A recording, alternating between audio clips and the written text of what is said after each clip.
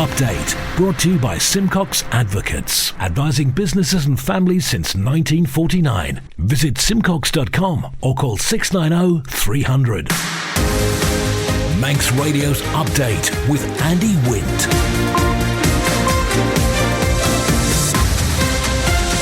First of May, good evening, it's 5:30. This is Update for Tuesday, 27th of June 2023 from Manx Radio. 30 minutes to look at the latest news on the Isle of Man. A background to that news with sport and business and Sea Watch and travel updates. And the newsmakers in person this evening. The Infrastructure Minister answers Crogga's gas questions. Island Games cyclist hopes are high. The assisted dying bill got its first reading in Keys today.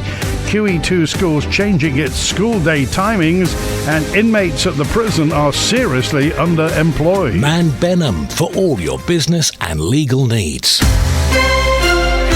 First of all, at 29 minutes ahead of 6 o'clock, the Update News headlines. First to my Chanel Soku. First to my. 3 men who took a Manx resident's car for a joyride in the early hours of the morning during TT have been described as a trio of fools. Asad Awan, Muhammad Chata and Kian Patel were sentenced at Douglas Courthouse today. Queen Elizabeth II High School has confirmed it's changing the timings of its school day. The head teacher of the Peel School has written to parents and carers to inform them of the changes. And it's been revealed the Council of Ministers could influence the Department of Infrastructure's decision on whether to give the go-ahead for an appraisal well to be drilled in search of gas. In international news, the family of Nicola Bulley have condemned wildly inaccurate speculation on social media over the circumstances surrounding her death. Senior hospital doctors in England have backed strike action on 2 days next month. 86% voted to walk out on the 20th and 21st of July in a row over pay.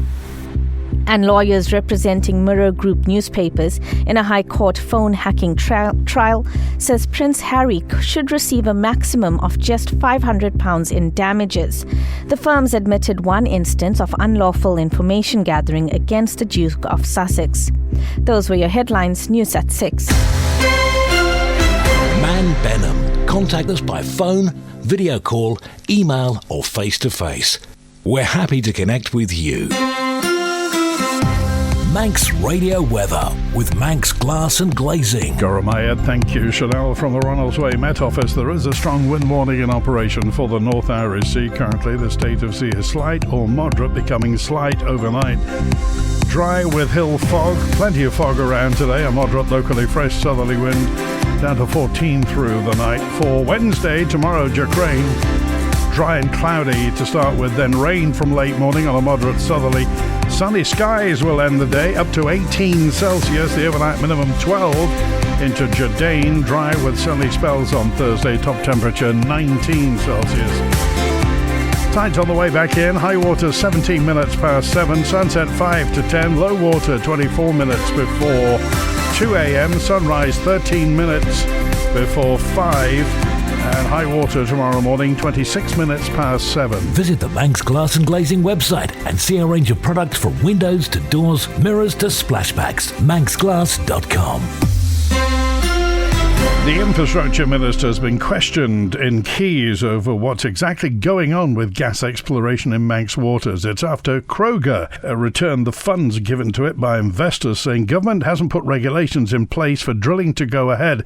After facing a number of questions, Chris Thomas MHK patients appeared to be wearing thin. I hate to say this, but I think it would be helpful, rather than thinking up fluffy insults to assert that fluffiness, it would be helpful to listen to the answers I've just said. That I've written to Crogga to say that I will attend and observe any forthcoming commercial meeting that they arrange in response to our letter. I just said that quite clearly. I said previously that I'm fully cognizant, I believe, of every piece of communication between the Department of Infrastructure and other people in government and Crogga. I'm completely aware that people stop me in the street and shout at me and phone me up and shout at me, and there are lots of of people out there with money at stake in this who want me to decide a certain way. I really hope that the public of the Isle of Man and everybody in this court who represents them understands that the right decision needs to be made that will stand up in law and that will stand the test of technical advice.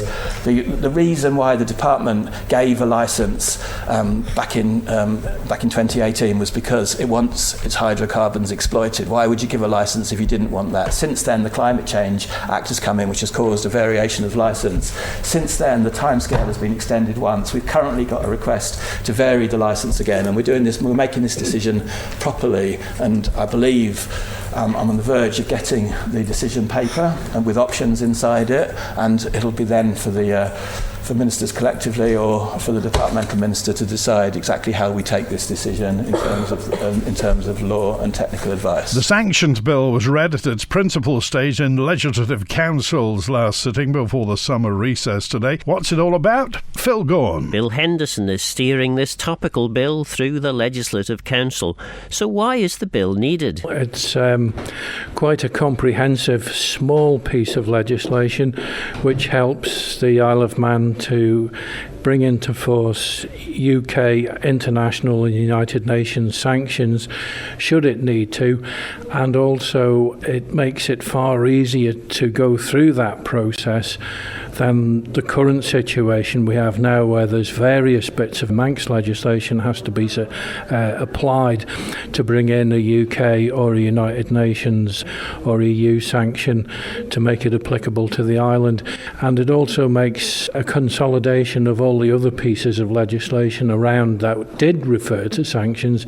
It tidies it up, puts it in one place, and then makes the implementation of any particular sanction far easier to achieve. There was just one challenge in the debate from Tanya August Hansen MLC, who asked for more detail on how the bill was drafted, as well as a comparison with similar legislation in other countries. Mr. Henderson cautioned against officers being asked for a shopping list of information. Certainly we should have as much information as the keys do in the transit of a bill through each particular branch, but we have to be cognisant too that at short notice perhaps, and with a small section, we are not a Westminster Parliament and we are not a giant Whitehall department either, and we don't operate it to that scale of size. So when we have large requests, we need to be careful of the pressure we're actually placing on a small island jurisdiction government section. The bill will now sit on a summer recess shelf until Legislative Council returns at its next sitting in late October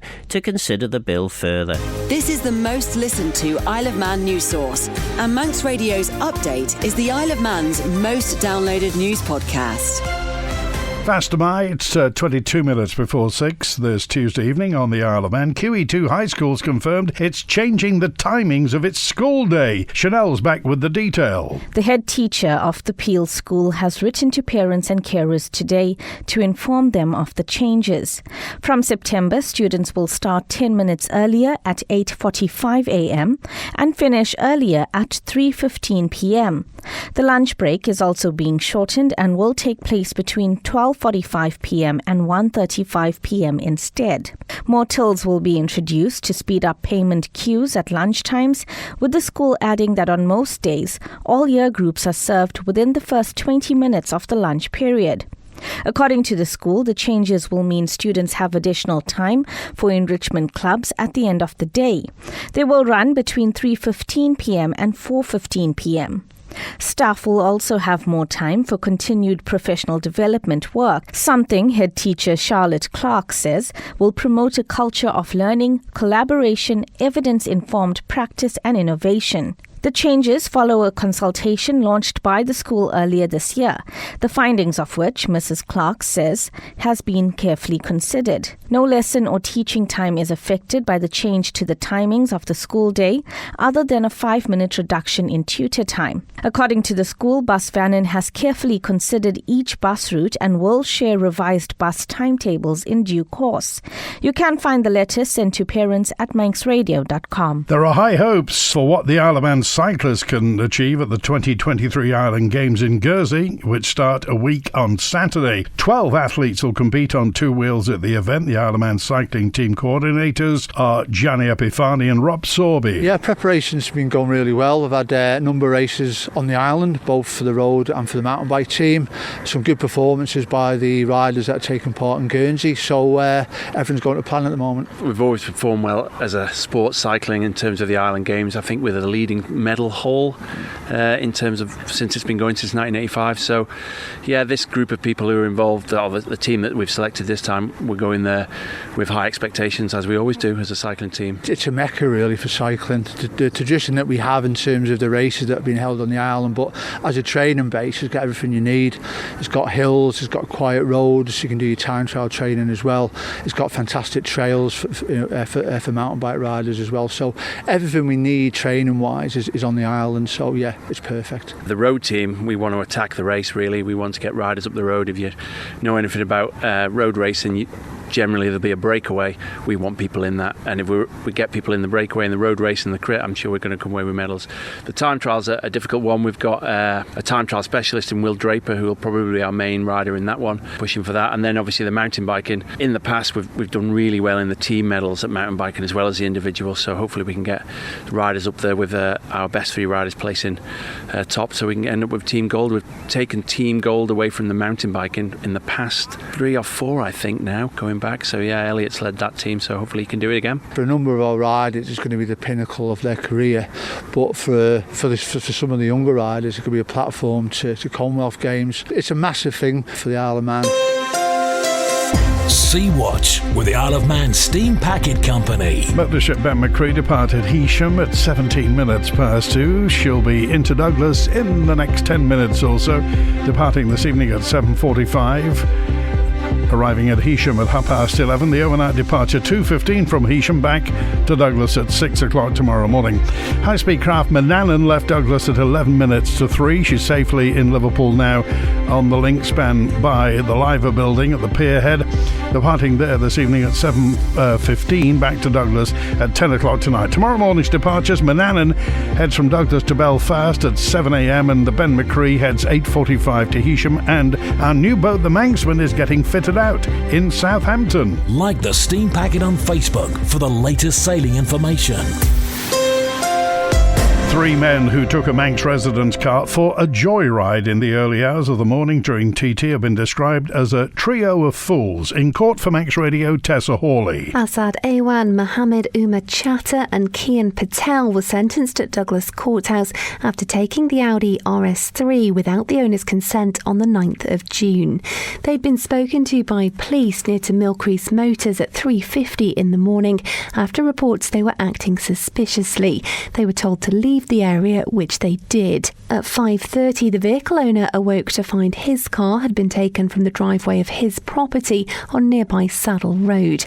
CCTV from his home showed the 3 men walking past before Awan, who's 22 and from Manor Woods in Douglas, came back, got in the car and drove it away.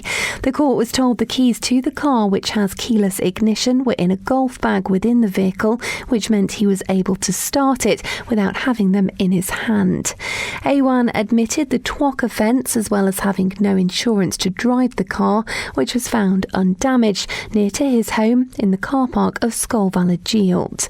Chatter, who's 22 and from Green Lane in London, and Patel, who's 21 and from Woodland Grange in Buckinghamshire, admitted allowing themselves to be carried in the vehicle. Patel's advocate Steve Wood described the 3 men, who have no previous convictions, as a trio of fools. Sentencing them, High Bailiff Jane Hughes said, "You were, as your advocates have accepted, all in this together," fining each man £700 and ordering them to pay £125 in prosecution costs. She added, "There seems to be no proper explanation as to why you did what you did. I hope you've learnt from your mistake." A1 was also fined an additional £300 for driving without insurance. All 3 will have their their driving licences endorsed with 8 penalty points. Manx Radio Business Briefing. At 16 minutes before 6, the oil market shrugged off the recent geopolitical flare-up in Moscow, with the Brent benchmark price falling ahead of key US inventory data due later in the day. In corporate news, Delta Airlines raised its earnings outlook as it capitalises on a recovery in travel demand, helping to boost revenue for the carrier as the industry experts expect summer travel to challenge the record levels of pre-pandemic 2019. For a full daily market report, go to ramseycrookall.com. Demand for fossil fuels remained steady last year, according to the Statistical Review of World Energy report, at 82% of all energy used, despite growth in some renewables. Energy demand increased globally by 1%, although it dipped in Europe. Renewables, except hydropower, accounted for 7.5% of global energy consumption. Renewable power grew by 14%. Coal accounted for 35.4% of energy generation. Oil production grew to 97.3 million barrels a day, and OPEC says it expects global oil demand to jump to 110 million barrels a day in 2045. The International Energy Agency conversely says annual demand for oil will decrease from 2.4 million barrels per day in 2023 to 400,000 barrels a day in 2028. Coal production and consumption rose last year in Europe by 5% and 2% respectively. Germany accounted for 44% of all EU lignite production. Lignite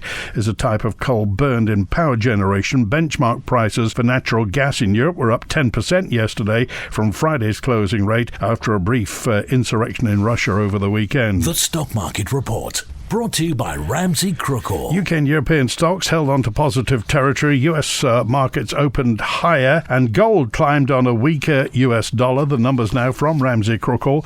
At the close in London, the FTSE 100 up 0.1% at 7,461. The DAX in Frankfurt up 0.25% at 15,856. A short time ago in New York City, the Dow Jones Industrials up 0.4% at 33,853. The Nasdaq Tech Stocks Index up 0.8% at 13,441, and the S&P 500 in Chicago up 0.6% at 4,355. In the exchange markets, the British pound sterling trading at $1 27.5 cents, €1 16.3 cents, and 23 South African rand 59 cents. In commodities, gold's down 0.4% at $1,914 per troy ounce, and a barrel of Brent crude down 1.75% at $73.21. You've got an investment plan? Yeah, Mike set it up. But don't you need loads of money to do that? Not this one. It's called Shearwater from Ramsey Crookall, and you pay in monthly as little as £100. So it's like saving regularly, really helping us invest in the future. For a house, or the kids' education. £100 a month? I could easily do that. You should. The sooner you start, the better. Invest in your future with as little as £100 a month. Shearwater from Ramsey Crookall, the island's investment specialist for 75 years. Call 717171 or visit ramseycrookall.com. Licensed and regulated by the Isle of Man Financial Services Authority. The first reading of a new assisted dying bill proposed for the Isle of Man took place in the House of Keys today. It's been brought forward by Ramsey MHK. Dr. Allenson, the former GP, told Manx Radio, is expecting it'll now be debated by politicians during October and November. I'm still a practicing GP. I have spent, particularly since being on the Isle of Man and working up in Ramsey, quite a lot of time providing palliative care for people in their own homes. I have great respect for our hospice movement here and what they do, but there are some people who can't or won't access those services, and some people, even with everything that hospice and medical science can provide, still wants that ability to end their life in a way and at a time that suits them. And I've come across many people who wanted that.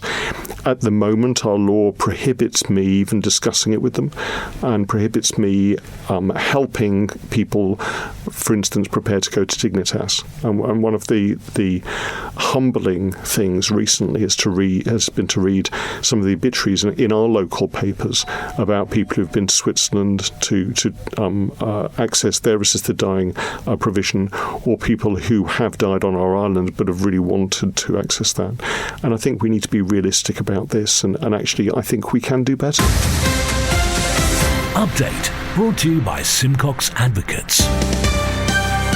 Manx Radio Sport. Fast am I, Rob Pritchard. Fast am I. Good evening. Starting with cycling, and Mark Cavendish will get his chance to become the Tour de France's all-time stage winner at the start of next month. The Manx Missile has been named in Astana, Kazakhstan squad for the event, running from the 1st to the 23rd of July. 38-year-old Cavendish is currently tied with cycling great Eddie Merckx on 34 stage wins at the prestigious race.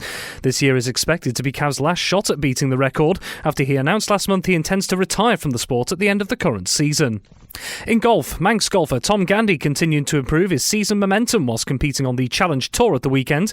Taking part in the Open de Bretagne in France from the 22nd to the 25th of June, Gandy managed to compete across all 4 rounds, eventually finishing tied in 48th position on 7 over par. The event didn't start as planned on the 70 par course, as there were 7 hours of delays due to foggy conditions, before play was eventually postponed due to fading light. Whilst the conditions affected the timings, it didn't seem to hamper Gandy, who posted his best Challenge Tour score so far this season during the event. He registered 74 on the opening round before a 68 in round 2, in a performance which individually was close to the statistics being posted by those at the top of the leaderboard.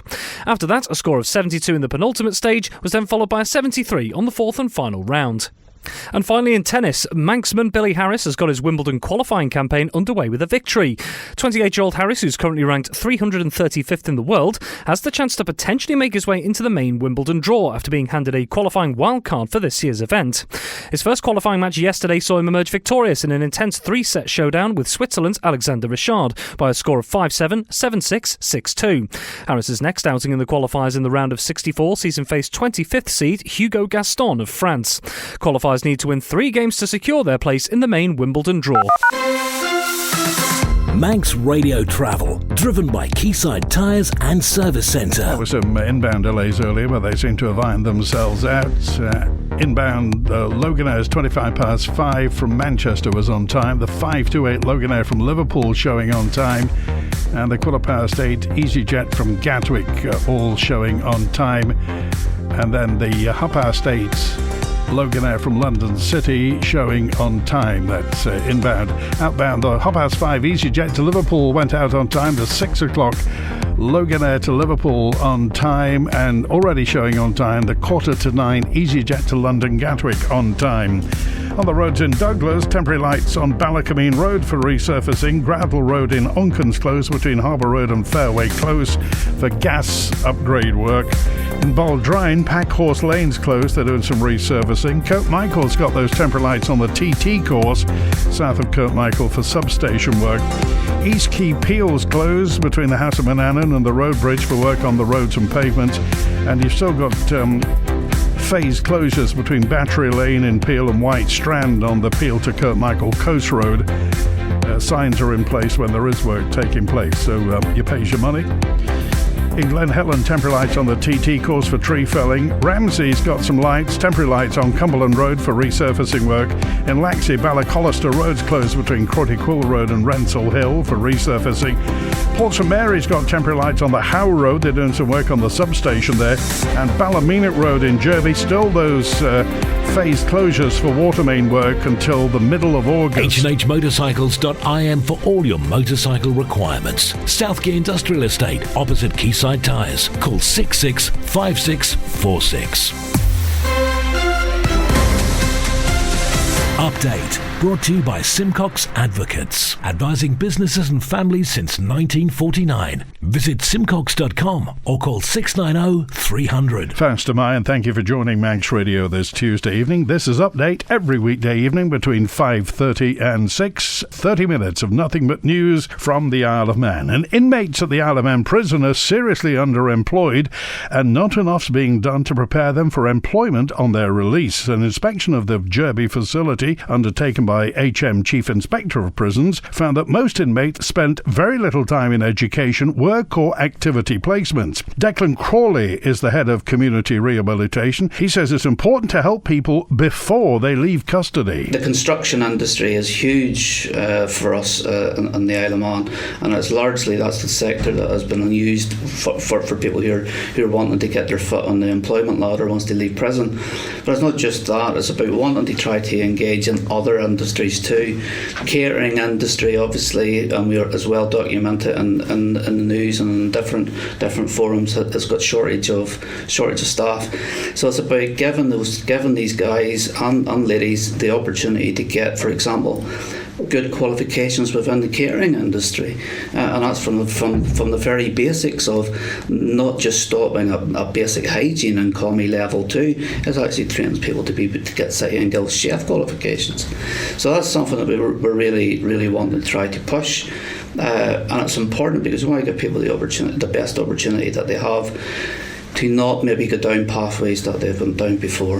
What would you say to people who perhaps think it's unfair that prisoners actually do receive so much help and support? I can completely see the point, and again, it's a valid point. However, for me, I think it's important to recognise that the best opportunity we have of not creating another victim is by addressing the needs of the person who created a victim in the first place. If you help the person who has had particular, for example, maybe issues with drugs, alcohol, maybe no positive structure in their life or no hope in their life, you hopefully reduce the likelihood of someone else being a victim. That's it for Update Tonight, compiled from the resources of Manx Radio's news department. Thanks to newsreader Chanel Suku, producer Rhiannon Evans, as the Ben McCree just heads into the outskirts of Douglas Bay. That's it. After the news at 6 o'clock, Siobhan Fletcher's here with Pride Part 4, the greatest hits with Ellen on at 6:30. The Folk Show with John Barker at 9, and Big Dave Moore tonight at 10 with After Hours on The Late Show. WINT